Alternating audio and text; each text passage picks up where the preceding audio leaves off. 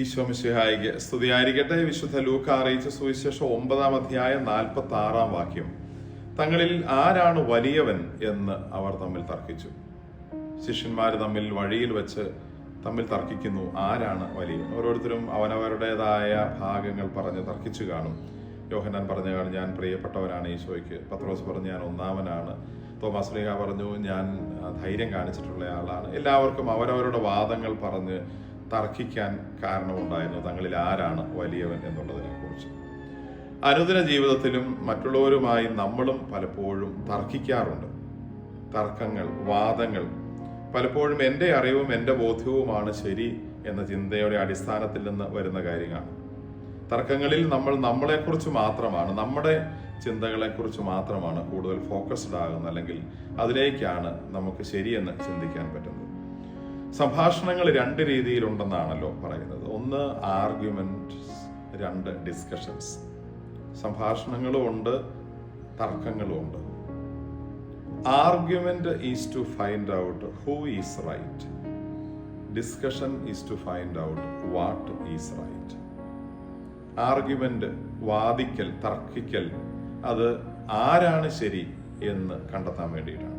എന്നാൽ ഒരുമിച്ചിരുന്ന് നടത്തുന്ന സംഭാഷണം, മനസ്സിന്റെ തുറവിയോടെ നടത്തുന്ന സംഭാഷണങ്ങൾ എന്താണ് ശരി എന്ന് കണ്ടെത്താൻ വേണ്ടിയിട്ടുള്ളതാണ്. Argument is to find out who is right and discussion is to find out what is right. ഒത്തിരി സെൽഫ് സെന്റേർഡ് ആയി പോകുന്ന ഒരു സമൂഹത്തിന്റെ പ്രതീകമാണ് നമ്മൾ പലപ്പോഴും കൂടുതൽ ആർഗ്യുമെന്റേറ്റീവ് ആകുന്നു എന്നുള്ളത്. മറ്റുള്ളവർ പറയുന്നത് കേൾക്കാനും അതിൽ ശരിയുണ്ടെന്നും മനസ്സിലാക്കാനും, അല്ലെങ്കിൽ അത് മനസ്സിലായി കഴിയുമ്പോൾ അത് സ്വീകരിക്കാനും ഒക്കെയുള്ള മനസ്സിന്റെ തുറവിയാണ് നമുക്കുണ്ടാകേണ്ടത്. ഡിസ്കഷൻ നമ്മൾ തുറന്ന ഒരു മനസ്സോടെ നടത്തുമ്പോൾ നമ്മുടെ മനസ്സിൽ അവർക്ക് കൂടി, അവർ പറയുന്ന ആശയങ്ങൾക്ക് കൂടി കേൾക്കാനുള്ള ഇടമുണ്ട്, അവരെ കൂടി സ്വീകരിക്കാനുള്ള മനസ്സുണ്ട് എന്നാണ് സൂചിപ്പിക്കുന്നത്.